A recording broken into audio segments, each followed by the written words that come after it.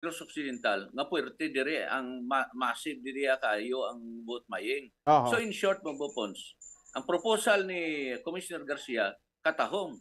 But as to whether or not ini siya mapasar is another story, Bongbong Pons. Oh, mo gani, no? So pero kung kanon ta attorney, do ari man ni sa Comelec Omnibus Election Code para sa akon siguro there's no need na, no? Nga ti manginhinos crime pa ini ang vote buying, no? Kay tiara na da, tuwa tagani kinapatuman tapos daw la inon talang yabi ang konteksto ti sini pero ang ending sini mo man Japon. Ang since time immemorial, Bongbong Pons, Oh. ang vote buying, dugay-dugay, pila na katikada, ara na aton laying nga wala sa vote buying. Pero galing ang kultura, tabla Bongbong Pons, no? Amo inaya ang problema sa aton nga mga Filipinos.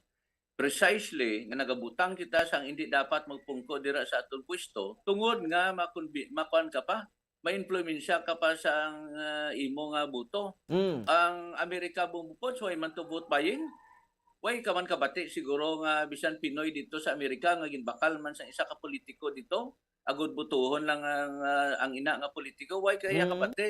Mm. That's why nga bisan ano pang himo madalay Bongbong Pons dire sa pungsod Pilipinas, himuon man na heinous crime na siya. Amo man na gyapon Bongbong Pons, damo gyapon sa mga Filipinos nga ma-convince dira nga magbaton sang kwarta kay nanginhimo gani Bongbong Pons kultura.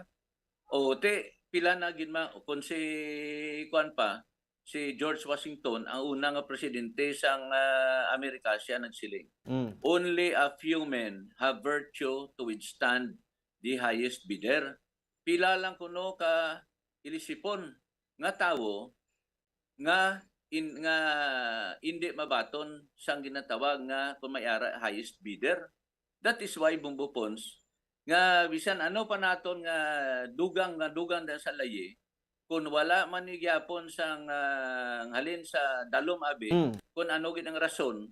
Ano gid abi rason nga ang Pinoy mapabakal gid kag nga ang politiko nga mabakal kay kun wala sang balaklon siyempre ang politiko hindi man Bongbong Pons mamakal. Oh. Okay? Kag ang rason sa iban nya kun wala man mabakal sang politiko hindi man kami baton. That is why bisan sa kampanya nay sang una gani may isa ko kamigo nagsiling siya o anong gusto nyo yung bagong daan o ang dating daan kay ti gusto yata ni reforma sang isa ka politiko mo. So anong gusto nyo? Yung dating daan o ang bagong daan? Sabat sang mga tao, 5 daan. O, why mahimo Bongbong Pons? Okay, sige. Anyway, hindi ni matigayon, no? For good, no? Kung wala sa may sponsor nga lawmaker, no? Either sa House of Representatives or sa Senado. Pero para da siguro sa Senado na gid siguro mauna gid attorney or both Congress gid. Duwa gina sila Duwa Bongbong gid. Pons, bicameral. O, kung ipasar sang House of Representatives saka sa Senate, no? So duwa na sila ma-aprobar sina. But you know, who knows? Base pa lang Bongbong Pons nga makahagan-hagan ang Bongbong Pons. Hindi man ma-resolve. Just like ang druga Bongbong Pons. Ang druga. Sang una, ang pinalida sang druga, hindi man amo ni kataas. Subong ya, bisan pila lang ka gramo Bongbong Pons, no bail ka na.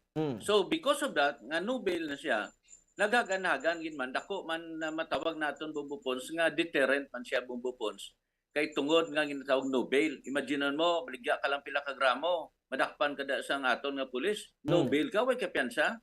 Kundi Bongbong Pons kung tanawon mo in a way or to some extent deterrent man siya. That is why kini ang bill ni Garcia maybe kung himuon mo na dabi nga hindi bisan hindi heinous crime kundi nga kung madakpan ka, hindi ka na ikapiyansa, no bail man Bongbong Pons, sabi may kitaan na pamakal, o sige, no bail. Tanawa Bongbong Pons ang ginatawag nga hazing. Sa una Bongbong Pons, ang hazing ni, kagamay lang din sinis ang penalidad. Pero tanawon mo sa anti-hazing law Bongbong Pons, no bail ka. No Nagsubra na mo. Oh, that's why nga, ini ang ginatawag no bail na. Dahil nakita sa aton nga legislator, siguro, once and for all, in order to deter, kay why sila mahimo, butangan ta no bail. So kung ang vote buying Bongbong Pons, bisan hindi mo to matawag heinous crime, no? Himuon mo lang abi nga gamay lang pinalidad niya, but no bail. Oh. Ah, Nobel ka. So with that, Bombo Pons, bisan hindi mo siya pag-classify nga heinous crime, pero kung mag-Nobel ka da, base pa lang Bombo Pons, may tsansa nga ang Baklanay mahagan-hagan lang. Hindi siya ma-totally eradicate, pero at least to some degree or extent, mapanubo mo ang komisyon sang vote buying kag vote selling, Bombo Pons. Alright, sige, no? So, medyo kulukabos ito sa tempo. But anyway, no? Ang iban nga mga topiko naton, sunod naman na attorney. Thank you, Git, no? Sa saring nga time, kag happy weekend sa imo. Salamat kag ngayong gabi sa tanan, Bombo Pons. Si Attorney Jomax Ortiz, sa makilala nga lawyer, no? Diri sa may bahin sang surad sa Bacolod. Ti naiya sa plano nga ti mangin heinous crime man ang vote buying daw white chance na. Sino mabing tampuhaw nga mga congressman at senador nga mag papasar sini sa House of Representatives kag sa Senado, no, sang pungsod Pilipinas kay bisan mga senador subong ha, nagagasto. Bilyones man ang gasto para man nga magdaog, no? So manabla kada eleksyon, no, kwarta mo kwaon ko. Yun so kwarta mo kwaon ko pero hindi ta kapagbutuhon. Kwarta mo kwaon ko butuhon taman ka Japon. Di ko didaog. Kahit kung sino to ang daw bidding gani kung sino to ang matag kwarta yes butante mo to yung madaog mo, especially kung dako. Pero kung mahatag ka naman lang ati ginatos-gatos imo na lang na ama de kalidad kay depende man mo no kung anong posisyon padalaganan mo, no? Ligad ti kung mga gatos-gatos tag 100 pesos hatag mo sa mga butante, may 100 mil ka kaginatagan ta isa ka gatos 10 milyones man na padagan ka konsyal daw ka. Di kon vice mayor pila, kon mayor pila, kon congressman pila. Di na naman na niya masulod da, no? Pero ako yati daw, why, ko ya ng kapati nga mapasar ini Ano na Comelec Chairman George Garcia, review na lang ng Comelec Omnibus Election Code. Kay nagatulog mo na naganing inyo nga makasuguan sa tiyon sa eleksyon. Siling hari ang Comelec kada eleksyon, din nga yes man. Why man? Comelec gani kinabakal man. Istoryahan nyo pa ang kuan ba, no? Ang amo nga bag-o naog sa kabukiran sa Lakasiliana niyo. Bisan amo pa nang istoryahan nyo din magpati sa inyo da, no? Ti way makabugampang. Kubilek? Isa man kamo sa mga halanusan man. 8 minutos sa kaligid sa tak ng alas 8 sa gabi sa aton nga para tuntunan sunod na report ni Bombo Carla may defensor sa patrol. May mga nakagraduate dito iyang mga persons deprived of liberty sa bahin sang area sang San Carlos sa BGMP, no? Sa syudad sang San Carlos or San Carlos BGMP, ti dako maning pasalamatan nila. Kari dako nga balita daw pila ka bilyon ini kuno man. Dako ning balita nga sabo nga na confiscar dito sa may bahin sang kuan mo, sang La Union mo. No? So may mga kwanto gali, no? Ang Regional Police Philippine Drug Enforcement Agency Regional Office 1 Pangasinan Provincial Office, no? So dako nga kwan ini, no, nga kantidad. Pero ang masubo abi kun ano, may mga negrosanon nga nalakip didto. May mga negrosanon nga nalakip didto nga nagkaladakpan.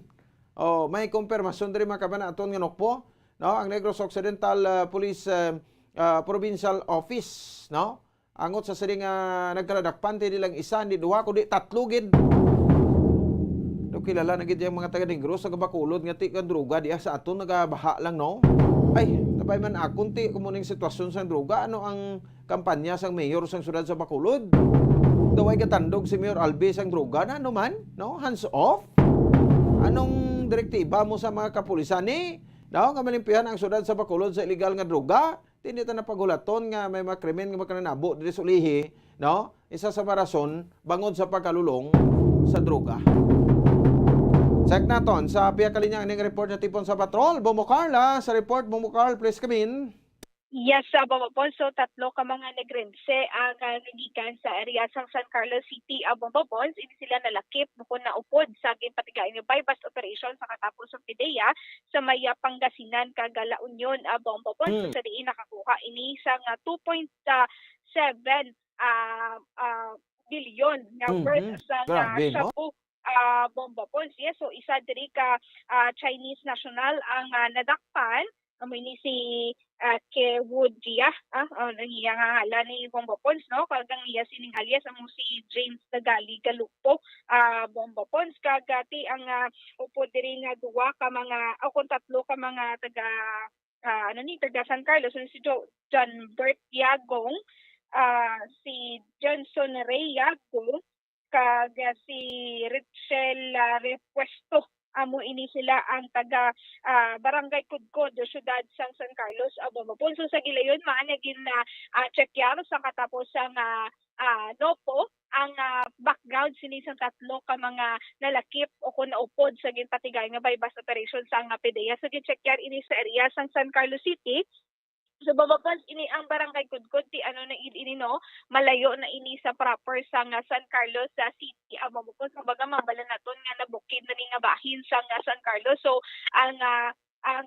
ang masakyan diri is ang habal-habal mo po hindi gani lakto no, so layo gid sa area kun sa syudad ang ini nga Barangay Kudkod amo po kagati amo na ina ang gikaduan sa San Carlos City Police Office kaga amo po ng kumpirmar man sa kapulisan nga wala iya sa drug watch list ini nga tatlo ka persona amo po kaga suno man sa pamilya suno man sa mga baton nga mga impormasyon sa barangay captain sa nga Barangay Kudkod ngining tatlo nga ni Bomba Pons 3 years na nga wala na nakapuli diri sa Negros Occidental o sa San Carlos ang ining tatlo ni Bomba Pons kag sa nahibaluan sa nga pamilya nag-apply ini sila bilang driver dito sa may La Union. Bomba Pons amo lang ini ang nahibaluan sa nga mga pamilya nila na mangin driver sila sa La Union. Bomba Pons sa sugong may mga pamilya na ini sila pero pag halin diri nila Bomba Pons mga single pa ini sila wala pa ini sila mga pamilya. Imagine 3 years sila nga wala diri naka puli kag expectar sang pamilya nga driver kag maayong ila sini nakahimtangan dito sa may area sang La Union. So far amo na ang impormasyon nga nakuha sang kapulisan sang Negros Occidental Police Provincial Office sa area sang Barangay Kudkod, San Carlos City, Bomba. So Bomba sa pamatian dala nato napahayagikan kay Police Lieutenant Jodices Catalogo. Na-receive nato ni informasyon ang nagkontakit natin sa initial investigation kapag initial nato nga pamangkot dito sa San Carlos City Police Station regarding sa mga backgrounders ng mga tatlo ka negrense. Ang nakuha nato nga initial investigation is that nga hindi niya o kung relate ng drug listed no wala sa dalang wala na dala sa ngalan. Ang mga ngalan nila ni sa aton nga mga drug personality or drug listed na sa area sa atong watch list dira sa San Carlos City Police Station. And in fact, kanakanda pa kita sa dito investigation and check naton ang lugar ni ma'am sa City of Kudkod nga atong mga taga Negros specific ma'am kalayo baling boundaries ng balay Manila ato na nito ma'am nagatubang sa party sa Morsha kag Morsha and Bago City. Pali mapakadto na to sa balay ni sa area sa mga suspetsado naton habal-habal lang but most of the time ang mga means of transportation ng tao to habal-habal kag lakat. And kung gin-check nato ang mula na mamato na kwa dito and then ang initial nga investigation nga yung pamangkot nato itong mga membros sa pamilya, ang ilalay nga pagpati nga ang yung mga suspetsado nagtatrabaho lang dito bilang driver sa La Union. Kabalo sila nga sa La Union but as to the personality taken kag nag-result sila nga illegal activities, why sila kabalo ma'am amo lang ang pag-insindi nila. Okay. So sir, ning kapamilya, magkapamilya? Siguro ang duwa nila ka magkapilyeto. Oo. Hindi kapilyeto nila. Kaya mo na ang atong kinalanto nga probably isa lang sila mga kabarangay mo. Kaya initially dito sa barangay nga napulian na nakag-instate na nila sa apan investigation sa atong mga arresting officer nila. Initially nagwa nga they are from coming from San Carlos City. And based according sa allegation ni Barangay Kapitan sa Barangay Kudkod nga umutan na 3 years na wala sila sa kapaulit ng mga persona. Okay. So, sir, as information, mga pamilyado na iniya, sir?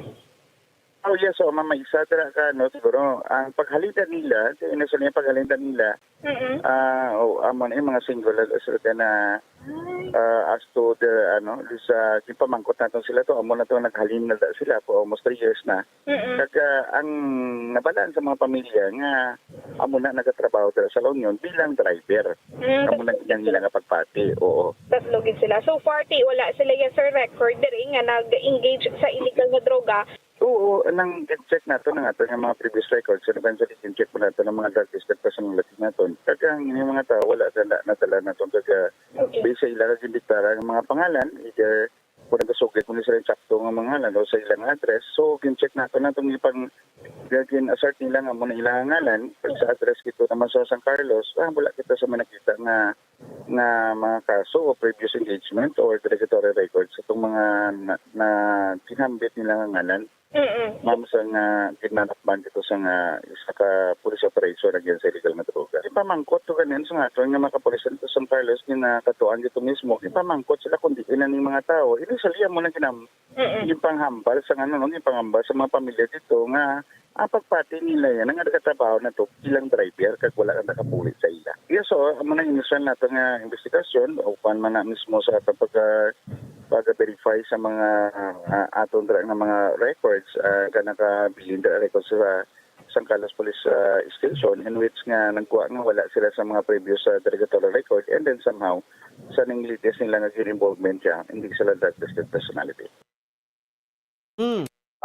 Bombo pon. So, amo to no, ang pahayagikan kay Pulisitanan Judices Catalugo, ngaging klaro, nga wala isang record ining tatlo ka mga nagkalalakpan dito sa area sang La Union, Bombo pon.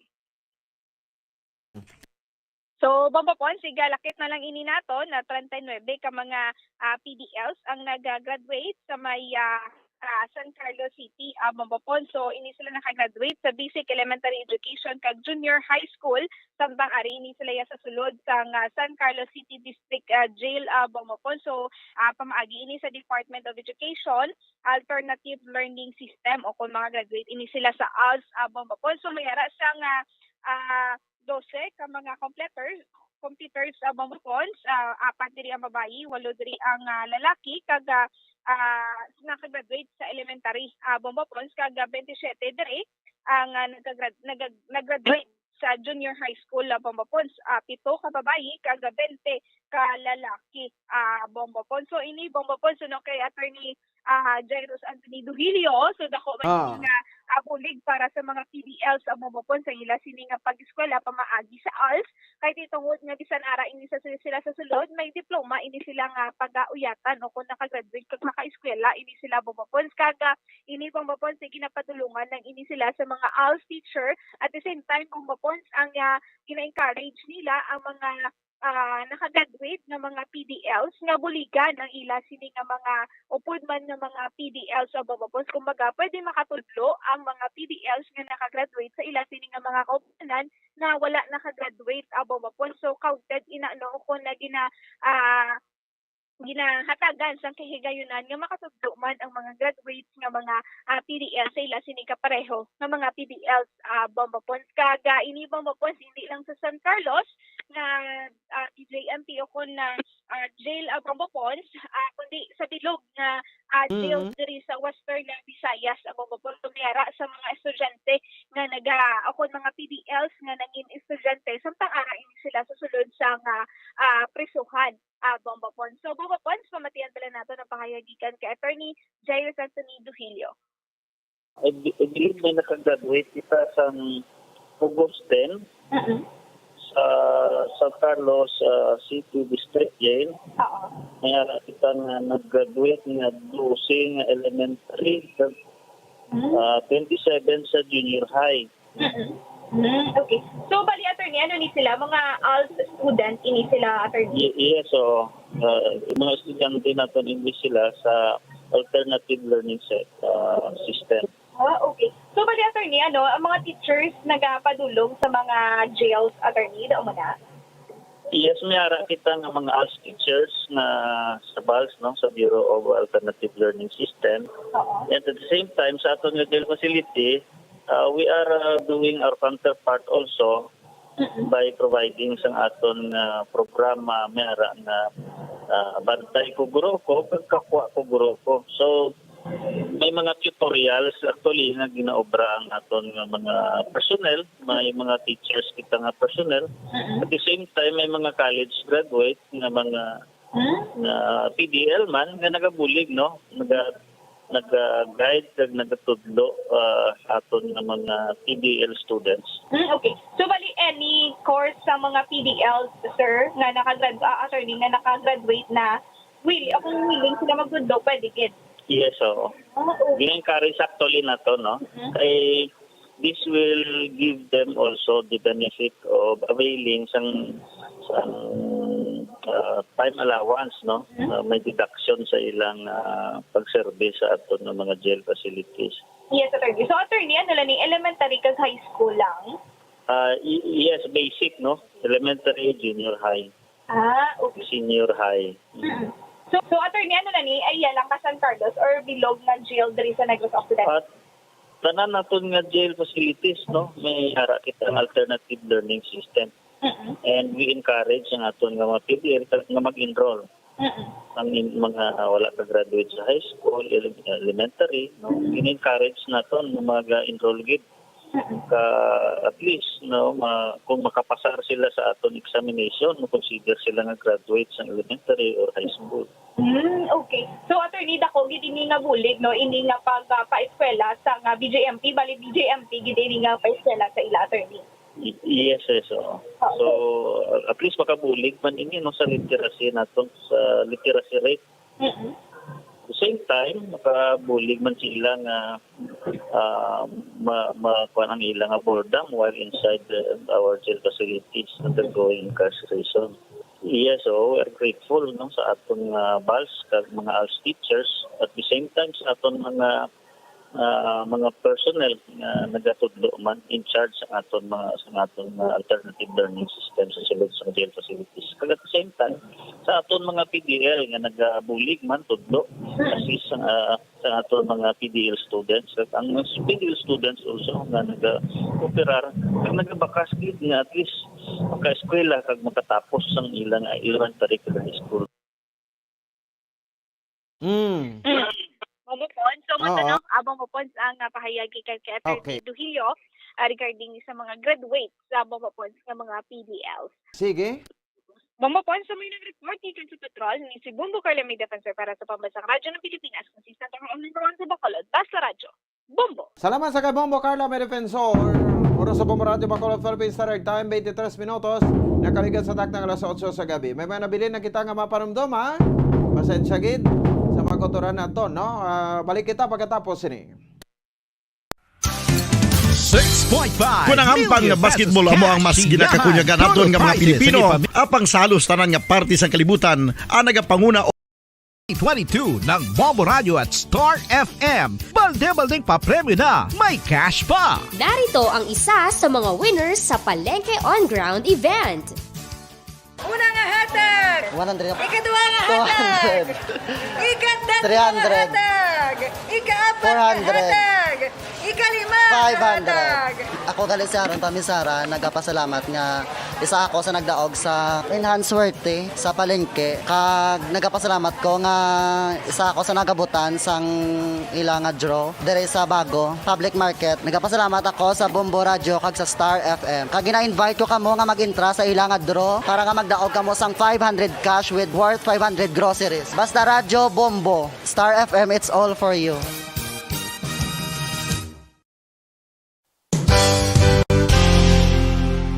Isa sa mga heritage churches diri sa probinsya sang Negros Occidental, yara makitaan sa Lizares Street, Barangay Zone 6, Talisay City, amo ang San Nicolas de Tolentino Church. Ang ini nga simbahan tuman katahom bangod sa pagsampot pagid lamang sa fasad sini, yara ang pinasahi nga portiko o porch, kag sa pagtangla sa tubang sang simbahan makitaan ang clean lines, ang twin towers nga may magagmay gamay nga domes sa ibabaw sini.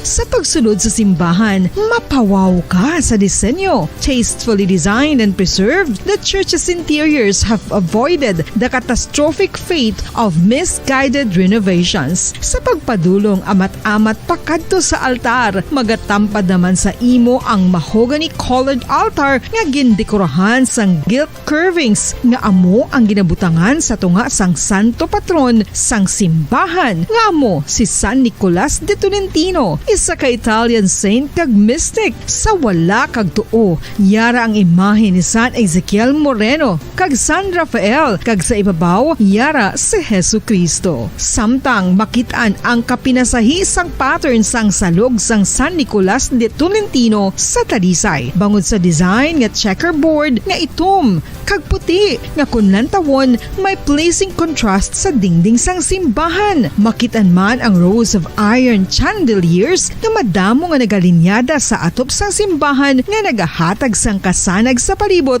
ilabi na gid sa tupong sini nga aisles sa salog, separated by a row of Corinthian pilasters at stylized flat arches. Ang pundasyon sang karon nga San Nicolas de Tolentino Church una nga gindihon sadto sang isa ka pari sang Order of Augustinian Recollects nga si Father Fernando Cuenca nga nagabot diri sa Negros sadtong 1848. Samtang ang karon nga structure gintuko dinhi sa sulod sang 3 ka tuig humalin sang 1933 tubtob 1936. The Church of San Nicolas de Tolentino reminds us not only of the work of Father Cuenca but stands as a testament to the unity and faith of the people of Talisay.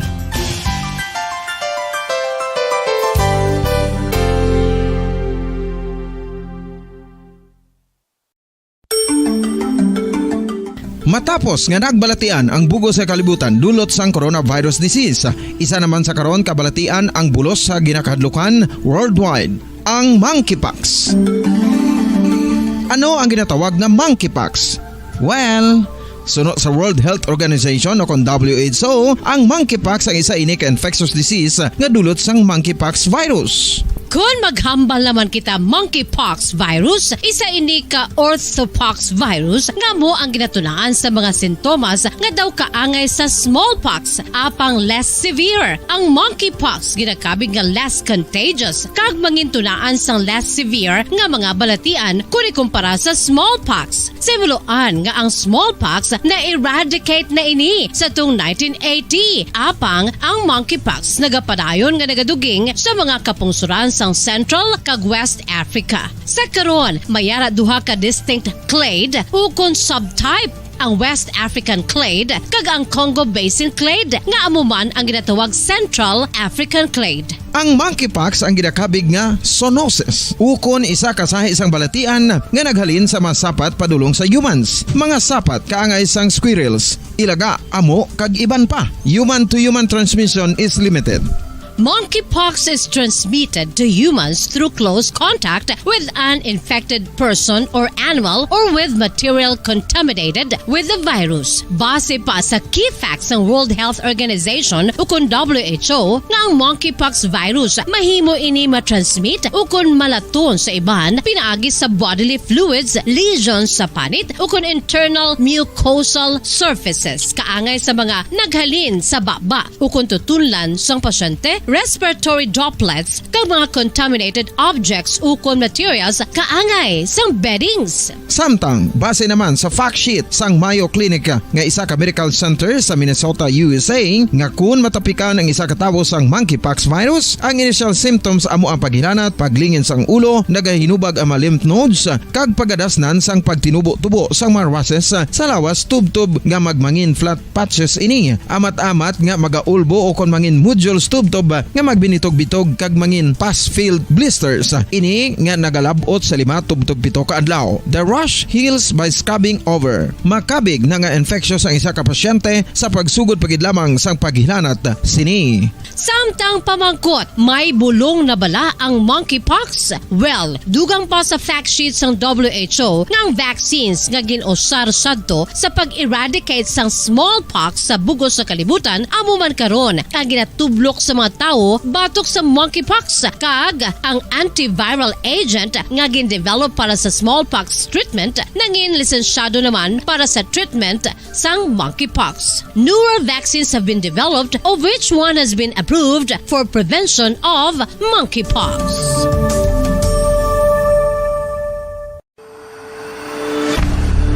FIFA World Cup 2022 Trivia.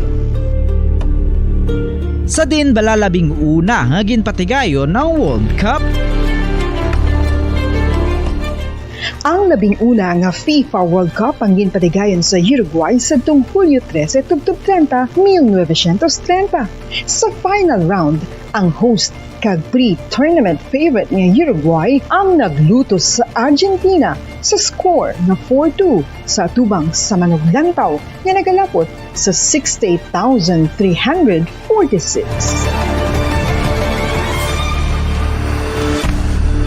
FIFA World Cup 2022 Trivia. Luyag mo bala mga kabumbo nga mapanubo ang imo nga bugat? Nakasiguro ka bala nga nagakaigo ang imo nga pamaagi? Isa sa masami nga ginahimo sang iban nga mga luyag magpanubo sang bugat amo ang starvation diet ukon pagpagutom. Ini ang hinali nga pag-utod ukon pagpanubo sang intake sang calories sa gina-consume sa kada adlaw. Ginapinsar sang iban nga epektibo ini nga strategy sa madasi nga pagpanubo sang bugat. Apang nakahibalo bala kamo nga ang hinali nga pagbaylo sang pinaagi sang pagkaon ang makatuga sang suli nga resulta? Naibaluan nga ang pagkaon sang tuman kadyutay o kon pagpagutom ang hindi maayo nga ideya kag ini ang makatuga agud nga magdako na gid ang bugat. Suno sa mga doktor, ang pagbalansi sang pagkaon sang manubo sa calories nga diet ang pinakaepektibo nga makabulig agud mapanubo ang bugat. Ano-ano ang mga pagkaon nga makakuha kita sang vitamin D?